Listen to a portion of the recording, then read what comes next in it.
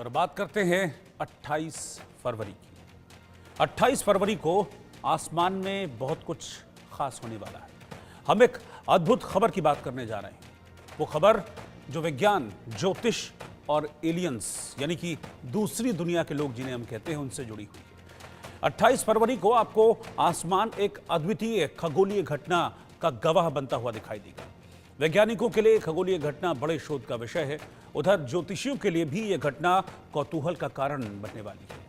कुछ रिपोर्ट्स में बताया गया है कि 28 फरवरी को इस खगोलीय घटना के दौरान एलियंस के बारे में जानकारी भी मिल सकती है। ये घटना किस तरफ इशारा कर रही है, विज्ञान इस पर क्या कहता है, ज्योतिष इस पर क्या कहता है, क्योंकि ज्योतिष और विज्ञान में कहीं ना कहीं चीज़ों को लेकर, घटनाओं को लेकर एक कॉन्ट्रडिक्शन रहता है।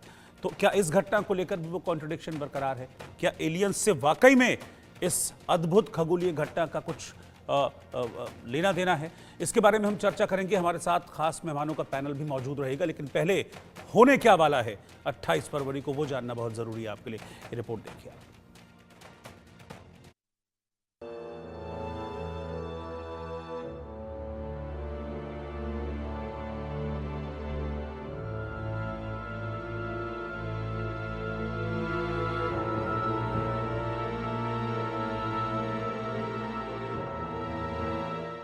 सात ग्रहों का खेल, अंतरिक्ष में अद्भुत मेल, आसमान बोलेगा, एलियन के राज खोलेगा।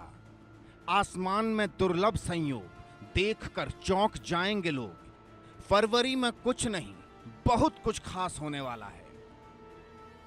क्या आपने कभी सोचा है कि इस धरती के इतर क्या कुछ ऐसे ग्रह भी हैं जहां हमारे जैसे ही कुछ लोग रहते होंगे? सीधी भाषा में उन्हें एलियन कहा जाता है। अगर आपका ऐसी घटनाओं पर विश्वास है, एलियन पर विश्वास है, ग्रहों नक्षत्रों की चाल पर विश्वास है, विज्ञान और ज्योतिष पर विश्वास है, तो लीजिए आज एक ऐसी रिपोर्ट हम आपको दिखाने जा रहे हैं जो अद्भुत खगोलीय घटनाओं और एलियंस की मौजूदगी का राज खोलेगी। 28 फरवरी 2025 को बहुत कुछ खास होने वाला है। आप नंगी आंखों से भी इस नज़ारे का दीदार कर सकेंगे। दरअसल हाल ही में वैज्ञानिकों ने एक रिपोर्ट जारी की है। रिपोर्ट में बताया गया है कि 28 फरवरी को आसमान में एक अनोखी खगोलीय घटना देखने को मिलेगी, जब 7 ग्रह एक साथ एक सीधी रेखा में दिखाई देंगे। इस अद्भुत नज़ारे में बुध, शुक्र, मंगल, बृहस्पति, शनि, यूरेनस और नेपच्यून एक साथ नजर आएंगे। एस्ट्रोनॉमर्स के अनुसार यह घटना केवल एक रात के लिए होगी और सबसे जरूरी बात, यह दुर्लभ संयोग वैज्ञानिकों की रिसर्च के लिए भी बेहद खास होगा। इससे हमें सोलर सिस्टम, अंतरिक्ष, एलियन और अन्य ग्रहों के बारे में बड़ी जानकारियां भी मिल सकती हैं।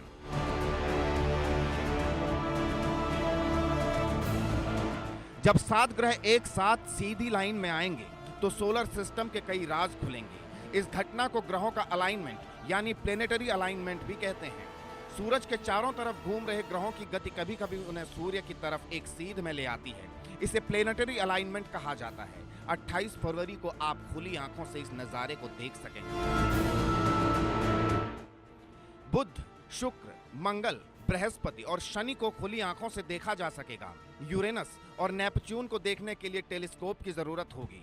एस्ट्रोनॉमर्स का कहना है कि यह नज़ारा एस्ट्रोनॉमी से प्यार करने वालों के लिए बेहद खास होगा। यह सोलर सिस्टम को बेहतर तरीके से समझने में भी मदद करेगा। जर्मनी के वैज्ञानिक फ्रैंक स्टेफनी की रिसर्च कहती है, शुक्र, पृथ्वी और बृहस्पति का अलाइनमेंट सूर्य के 11 साल के सोलर साइकिल को प्रभावित कर सकता है।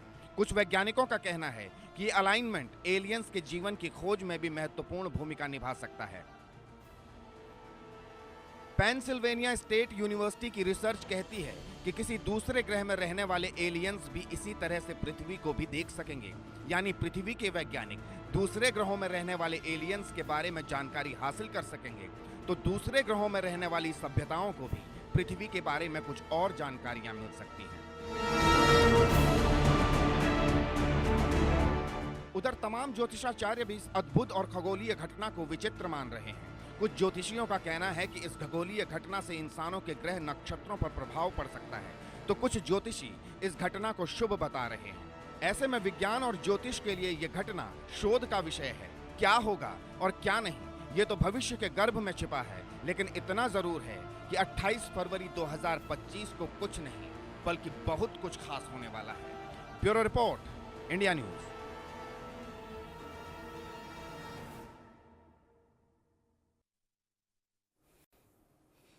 तो क्या हम इसे सिर्फ एक अद्भुत खगोलीय घटना माने या फिर इसका ज्योतिष से भी कोई कनेक्शन है? क्योंकि ग्रहों के बारे में कहा जाता है कि जो ग्रह होते हैं वो इंसानों के जीवन में अलग अलग तरीके से कुछ प्रभाव डालते हैं। तो क्या ये जो अद्भुत घटना होगी 28 फरवरी को, जब सूरज की तरफ 7 ग्रह एक लाइन से खड़े होंगे, तो क्या ये 7 ग्रह अलग अलग लोगों के जीवन पर प्रभाव डालेंगे? प्रभाव अच्छा होगा, बुरा होगा, इसको भी हम जानेंगे। लेकिन पहले मैं ये जानता हूं कि इस पर साइंटिस्ट क्या है, यानी कि इस घटना का साइंटिफिक पहलू क्या है, वो पहले जानना जरूरी है। फिर मैं इसका ज्योतिषीय पहलू पे बातचीत करूंगा। Doctor BR. त्यागी इस वक्त मेरे साथ हैं।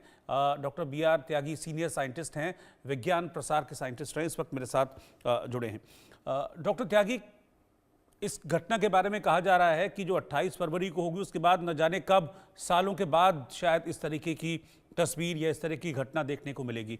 ये रेगुलर होने वाली इस तरह की घटनाएं हैं, ये नॉर्मल है बहुत, या फिर क्या कहती है इस तरह की खगोलीय घटना? देखिए, मैं तो इसे नॉर्मली कहूंगा, क्योंकि अगर आप थोड़ा सा मैथमेटिक्स और ज्योमेट्री जानते हैं तो जैसे कि आप सभी को पता है कि हर ग्रह जो है सूरज का चक्कर लगा रहा है और उसकी एक निश्चित परिधि है जो कि गोलाकार नहीं है, अंडाकार नहीं है, एलिप्टिकल है।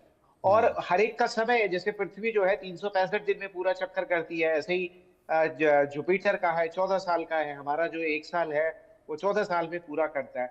तो ये एक कभी इत्तेफाक ऐसा बनता है कि ये सारे एक ही तरफ आ जाते हैं सूरज के। जैसे कि आप रिपोर्ट में कह रहे थे, वो एक सीधी लाइन में नहीं आएंगे, एक तरफ आएंगे, ठीक है ना। तो ये एक तरफ आ जाएंगे। और ये आप गणना जो है, आजकल इतने सारे सॉफ्टवेयर हैं, उसमें आप पोजीशन डालिए कि ये सिचुएशन नेक्स्ट टाइम कब होगी जब ये एक तरफ आ जाएंगे। तो 2040 में जो है घटना होगी। और अभी 6 ग्रह एक ही लाइन में आए थे। अभी बुध भी जो है, उस टाइम पे बुध नहीं दिखा था, बुध भी इसमें आ गया है। तो ये एज ए मतलब साइंटिस्ट होने के नाते मेरे लिए ये तो एक रेगुलर फिनोमेना है। हाँ, ये जरूर है कि कई वर्षों बाद होता है, क्योंकि ह्यूमन मेमोरी बड़ी छोटी है। अब 20-25 साल बाद होगा तो हम भूल जाते हैं, तो हमें रेयर लगने लगता है। इसमें कोई रेयर नहीं है, बड़ी नॉर्मल सी बात है। ये जो ग्रह है, घूमते घूमते एक ऐसा इत्तेफाक होता है कि सब एक ही तरफ आ गए, क्योंकि सबकी गति अलग अलग है, सबकी दूरी अलग अलग है। तो लेकिन कभी कभी ऐसा होता है ना कि आप भीड़ में चलते हुए अलग अलग रास्ते से आ रहे हैं, एक जगह पे आप एक दूसरे को क्रॉस करते हैं। तो ये तो क्रॉस भी नहीं कर रहे, मतलब हम अगर पृथ्वी से देखेंगे तो इनका डिस्टेंस भी अलग अलग है। इतना जरूर है कि ये सूरज की एक तरफ आ गए। बस इसमें यही एक इंसिडेंट कहें या कोई इंसिडेंट है जो जिसको हम रेयर कह रहे हैं। और ये फिर होगा। अभी आप ही देखा, हमने जनवरी में भी था 6 थे, अभी 7 हो गए। और इस तरीके का जो रिपीटेड है, आप बहुत सिंपल कैलकुलेशन, कितने सॉफ्टवेयर अवेलेबल हैं जिससे आप ये पता लगा सकते हैं कि ये कब होगा। क्योंकि हर ग्रह की जो गति है सूरज की, उसकी जो परिधि है, उसकी जो गति है, उसकी जानकारी, परफेक्ट जानकारी हमारे पास है।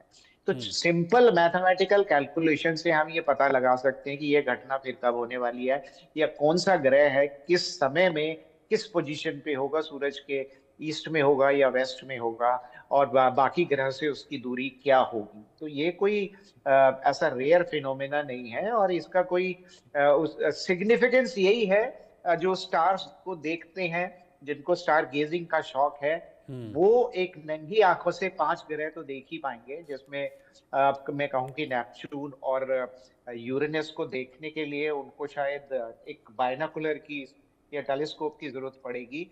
और खासकर इसमें शनि का भी है कि वो भी, क्योंकि होराइजन के पास होगा, तो वो उसको भी देखना थोड़ा सा डिफिकल्ट हो सकता है। लेकिन आप किस जगह पर हैं, कहाँ से देख रहे हैं, एयर लाइट पोल्यूशन कितना है, तो अगर आप लकी हैं तो आप सैटर्न को भी देख पाएंगे।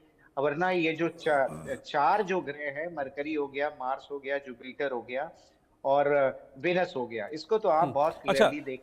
ठीक है सर, मैं एक सवाल मैं आपसे थोड़ा सा और क्लियर करना चाहूँगा, क्योंकि इस घटना को लेकर कई तरह की रिसर्च भी हैं। एक पेंसिल्वेनिया स्टेट यूनिवर्सिटी की रिसर्च भी है जो इस घटना को लेकर ये कह रही है कि इसको एलियंस से जोड़ा जा रहा है। कि ये वो वक्त होगा जब क्योंकि एलियंस को लेकर बड़ा एक क्यूरोसिटी रहती है दिमाग में, तो ये कहा जा रहा है कि ये वो वक्त होगा जब ये सातों ग्रह एक दिशा में आ जाएंगे, एक तरफ आ जाएंगे, तो ऊपर वाले जो हैं जिनको हम एलियंस कहते हैं वो पृथ्वी की तरफ देख सकेंगे एग्जैक्टली वैसे ही जैसे हम इन ग्रहों की तरफ देख रहे होंगे। तो ऐसा कुछ है क्या? देखिए, पहला तो यहाँ पे एक कॉन्ट्रडिक्शन यही है कि अभी तक हमारे पास कोई साइंटिफिक प्रूफ नहीं है कि एलियंस होते हैं, ठीक है ना। और ये जरूर है कि क्योंकि पृथ्वी उस ग्रह का हिस्सा है, हम भी उसमें शामिल हैं और हमें जो दिखाई देगा वो अलग तरीके से दिखाई देगा। अब कोई इस सौर मंडल से ऊपर है, क्योंकि अभी तक हमारी गैलेक्सी में हमें कोई ऐसा सिग्नल मिला नहीं है जो एलियन की प्रेजेंस को दर्शाता हो। और हमारी गैलेक्सी के बाहर से जो सिग्नल्स अभी मिले हैं उसको कभी कभी डिकोड करने की कोशिश की गई है, लेकिन उसमें भी अभी फुल प्रूफ हमारे पास कोई प्रूफ नहीं है कि एलियन जैसा कोई एग्जिस्ट करता है। बट ये एक प्रेजम्पशन जरूर है, अगर पृथ्वी पे जीवन है, पृथ्वी जैसे ग्रह हमारी गैलेक्सी में भी ऐसे बॉडीज, ग्रह नहीं कहूंगा, ऐसे बॉडीज, प्लैनेटरी बॉडीज यहाँ पर भी हैं और गैलेक्सी में भी हो सकते हैं जहाँ पे ऑर्गेनिक लाइफ की पॉसिबिलिटी हो सकती है, लेकिन अभी तक उसका कोई प्रूफ हमें नहीं मिला है। और लेकिन ये तो बड़ी साधारण सी बात है ना कि अगर आप ऊपर से टॉप व्यू देखेंगे तो आपको सारे ग्रह एक तरफ दिखाई देंगे, इसमें एलियन की बात कहाँ से आ गई? आप भी जाके आप चले जाइए सोलर सिस्टम से ऊपर चले जाइए, अभी ये पॉसिबिलिटी भी है, तो आप भी उसको देख सकते हैं। क्योंकि आपने देखा होगा कि हम जब सोलर इक्लिप्स होता है, जब चंद्रमा सूरज को ढकता है, तो हम एक हाइट पे जाके उसको कैप्चर, उसकी फोटोग्राफी करने की कोशिश करते हैं, तो ऐसा हो सकता है। बट अब यहाँ एलियन की प्रेजेंस आप कैसे प्रिज्यूम कर सकते हैं जब तक कि उसका कोई साइंटिफिक प्रूफ अभी तक हमारे पास नहीं है। कोई भी डाटा, कोई भी सिग्नल या जो भी रेडियो वेव्स ट्रांसमिशन हमारे पास होता है, अभी तक वो ये स्टैब्लिश नहीं कर पाया कि एलियन होते हैं और ये जो सिग्नल है कोई और सभ्यता से आ रहे हैं। लेकिन हाँ, पॉसिबिलिटी जरूर इसकी हमें रखनी चाहिए कि हो सकता है जिस तरीके से पृथ्वी पे जीवन की उत्पत्ति हुई और गैलेक्सीज में या हमारे मिल्की वे में ही ऐसी और जगह हो सकती है जहाँ पे एक अलग तरह की सभ्यता, जरूरी नहीं है कि वो कार्बन बेस्ड लाइफ हो, वो जैसे हमारे कार्बन की 4 वैलेंसी होती है, सिलिका की भी 4 हो सकती है, तो वो